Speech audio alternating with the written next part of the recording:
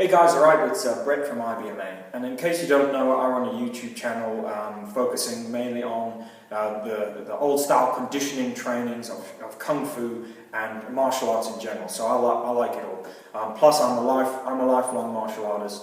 I've been doing martial arts since I was 5 years old, so I love it. I love Kung Fu, I love aspects of old Okinawan Karate, I love aspects of Jiu-Jitsu. I'm a martial arts fan, alright? So I wanted to do a video response to Jake Mace's 5 power moves video. But I also wanted to make this clear. I'm not entering into a debate or anything about the credentials or credibility of anyone or Jake Mace or whatever. I just figured that if someone's going to put this out there and say that's what you have to, use this power move in the street, I want to add a bit of a, it's only my opinion, but I want to add a bit of a safety blurb, as in this video, yeah? I want to add that safety blurb. So if you guys are fans of Jake Mace and you follow his stuff, I'm not dissing on him, I'm not making fun of him, I'm not challenging him in any way. I'm just saying, look, if he's going to put that out here, as a martial artist myself, I'm going to come in and I'm going to say, look, maybe if you're going to look at that, also look at this and think about it if that's how you're learning it, alright? So that's my quick summarize on that. Okay, so he does this video on these quick power moves that you can use, and I have to call it how it is. Obviously, he has to put it out there with an exciting title so that people grab it on YouTube. Because if you've just got a normal channel, no one grabs it. So okay, we'll take that into understanding. Fair enough. All right. But there's one thing I wanted to say. In Kung Fu and in martial arts, there's a principle theory of distancing, yeah? And I only say this because Jake talks about, real old Kung Fu, proper Kung Fu. Now, the theory of distancing goes that as you proportionate to your distance on your attacker is what weapon you'll use. So if you're far away, you kick. As you start getting in, you punch. As you start getting in, you might knee, you might grab. You might use a secret weapon, you might use a throw. Yeah, so as that distance closes, you will use those things. And this is obviously where I have to come in with my little bit. Yeah, and it's only my opinion, but that's a known theory in Kung Fu. It's a known principle. Yeah.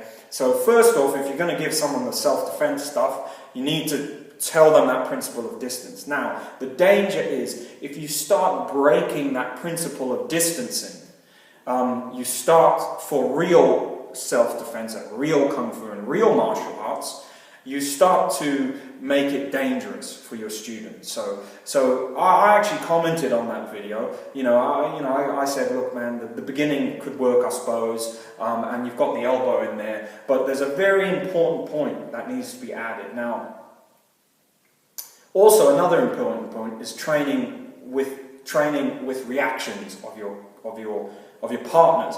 So with the reaction of the partner, Jake's move might actually work. But if you there was no demonstration of the reaction of the partner other than him just standing still. And yeah, the move would work. Probably you elbow someone anywhere and they're out. So my question comes with this kick. Yeah. Now this puts the student in a dangerous situation, in my opinion. So okay, you've got the cupping hands, which are fine. Yeah. Now again, look, anyone can make a video and then someone else can come along and go, oh, well, you could do it this better, you could do that this way better. I'm trying not to do that here. I'm trying to take it for what it is and just add my little say. All right. So you've got the cupping hands that Jake does. Where he sort of when he first demonstrates it, he sort of double cups the hands because the guy's in guard, so he pulls his guard down and then he attacks, and that's quite viable, as an offensive maneuver. That's fine, but the actual maneuver he demonstrates is a standing on the spot, and as the hit comes in, he sort of cups the first one. As the other one comes in, he kind of cups the second one. And if you see in the replay clips, it does get really close to his face. And bear in mind, that this is coming. And then he does the elbow, which is fine because he's opened the guard. And then he does the spinning kick and enters and kicks. So for his students, I would suggest, if you want to follow those things, I would suggest to remove the kick, all right? And I spoke about reaction. Now, if you did successfully pull someone's double guard down in that way and get this cross elbow landed, which is fine. I'm not, like I said, I'm not going into those semantics. Everyone does their moves differently. If you did cut these down and get that elbow in, which is viable, obviously I don't need to point out. You're then, after striking, you're then spinning and taking your back off the opponent, and you're applying this kick, which is just, you know, unless I can't even say unless you're a very high skill level. It's just a kick that is unnecessary. All right. So following the principles of kung fu, as you're already close in, you're better off using a front leg kick, some other kind of motion like another punch, like a chain punch. So 1, 2, 3, chain, as that distance extends. You're better off maybe doing something like that, but that is actually not even a way I would move. So apologies, I have to kind of invent a way of moving that I wouldn't naturally move in that way. So that's what I'm saying. What I'm saying to you guys is, look, do what you want, but be aware of doing like power moves in like real, trying to put a power move in real self-defense situations where you're spinning, you're running out of distance. Even Jake himself, who's very very flexible and good at his kicks, he runs out of space to actually get his kick in there. So if he's struggling to fit it in there, then he's trying to instruct you to do that as well. And like I said, it's not me having a go at Jake. It's just that's what's evident in the video. Yeah. So if I were to say anything, it's don't break that principle of distancing. Don't try and be fantastic. Don't try and do a big move because it only get you hurt. All right. Also, try and cover in defensive postures anyway, and try and move first. Yeah, so like, look, when he's square on to the attacker and the guy hits him, and he's focusing on parrying it down with his hands. So he's giving himself a lot of work to do, because necessarily you don't know what your attacker's going to do. So that's why in things like traditional karate, you always parry and move as well. You always move. So for instance, when the guy hits, you should move. If you're gonna take his hand down, you should move a little. Yeah, try and move. Now, I'm not saying he's not moving at all, but that, you need to emphasize that move as a self-defense thing. Yeah, like if you've got the space to move, you have to move. And if you're going to do a double parry where you're cupping this first hand down and you're cupping this first hand down, I would suggest you try and move. Yeah. The first instance that he gave, where you can't move and you have to go forward and you double capture, that's viable, yeah?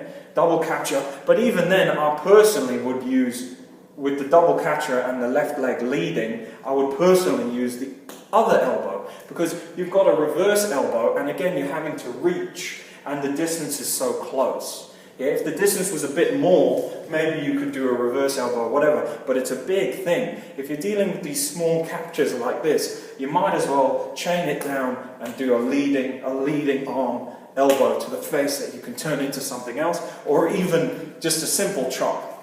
Yeah? Like this. So if I was going to do that move, I'd be here with your hands up, putting in between your body. That's fine. You've got your guard. I'd be encouraging movements such as this. Yeah, such as this, which is opposite. Yeah, so this hand's coming in and you're taking it down, but this one, I don't want to be cupping it towards me because it's coming around. I don't want to be bringing it in. I might be bringing it out. Yeah, and then you could chop or move and chop like this. That would be a real nice, easy one, especially for a thingy and a beginner or whatever. And as with the power move, I wouldn't have that in there at all. Actually, chop, front kick, whatever, low, attack the lower body. There's nothing particularly very traditional kung fu about doing this big power kick. So yeah, it's a bit. Anyway, I don't know. That's just my 2 cents on that little thing. Probably gone on for too long. touched on a few ideas, but look, I didn't want to, you can probably see honestly, I don't want to make it a you could do this, you could do that. I just wanted to be clear about, look, just don't get trapped in this, this like big power move thing, this trying to look good all the time. No one who looks good all the time wins these street fights, whatever. You've got to, every movement you do has to be on point. It has to have a reason. If it doesn't have a reason, it's no good. Oh, and that takes me back to my last point. The one possibility that this move would work is if you're working off partner reaction, okay? So for instance, and this is something you should all do because it's awesome and it's the next step in getting practical martial arts. So look, when the guy punches, you do this down. You go for this elbow. Personally, I would just chop his hand out of the way and do that there and trap him and throw him or something. But anyway, you do whatever that was and you do the next one and you pop him in the face with this elbow, that you've come in with.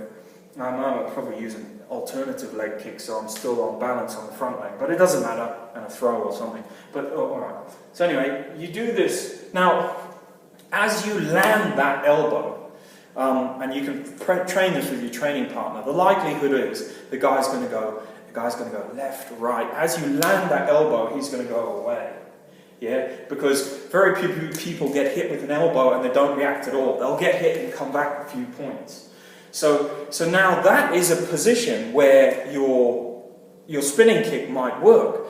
You could do this, elbow him, but I would suggest it would be a leading leg side kick, not a spin one, to bring this back one all the way in. But that is a point where you could then throw a kick because you've opened up the distance. You've gone 1, 2, I don't like it, but 1, 2, bang, he stepped away a bit like this, and then you could throw a side kick in there quite happily, yeah? That would be a viable time to throw a kick, probably a front kick, but yeah, a side kick. And even, I suppose, boom, you could carry you could carry the momentum through and do a spinning back kick on the guy if he reacted to that kick. But that's another thing I wanted to say in this video. If you're teaching that, and showing that, then you need to show that this is the reaction that should happen. Because if that reaction doesn't happen, then the student can't do the rest of the move. So I don't know. Maybe it was an oversight by Mr. Mace or something like that. But yeah, just look, guys. If you are a student of his and you're learning and stuff, and you're looking at the moves, and you're a total beginner, I would just suggest don't try those sorts of things. Yeah, just think every movement I make, I need to be safe, and then the movement needs to have a reason. Yeah, okay. So if I'm going to move into a defensive position, I need to be safe. Okay, yeah, I'm safe. And what's my reasoning for holding this position? All right, I'm covering his leading hand. I'm covering his leading jab. I can parry and make counter chops to his face. Yeah, or grips to his arms. Yeah, I can move and I can do alternate things. I can feign and drop down for solar plexus punches. I can do things like that. Yeah. Don't separate it out. So like I'm going to move like this. I'm going to go like that. I'm going to spin and I'm going to kick him. No.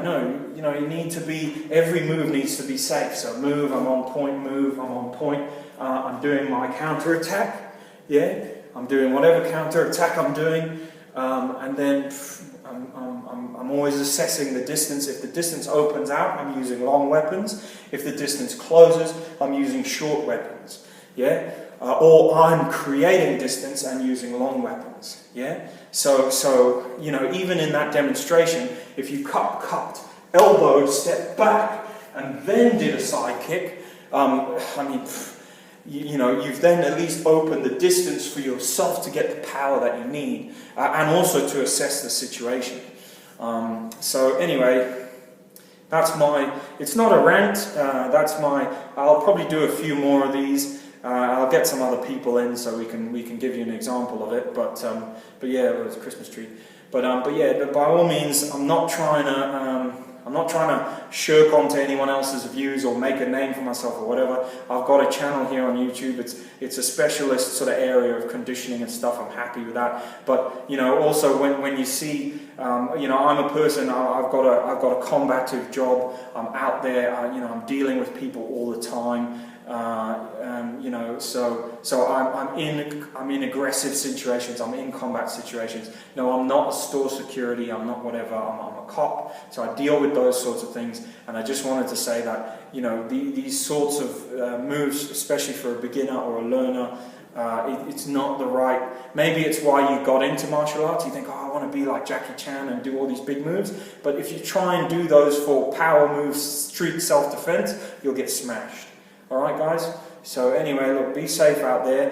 Think hard about what you're going to copy and what you're going to learn, but by all means feel free to take whatever you want from anyone. Even though whatever people say about people have their strengths, they have their weaknesses, they have their good points, they have their bad points, and you can actually learn a bit from a lot of people. So in that regard, look, have a good one, Happy New Year and all this, and yeah, have a good one. See you around.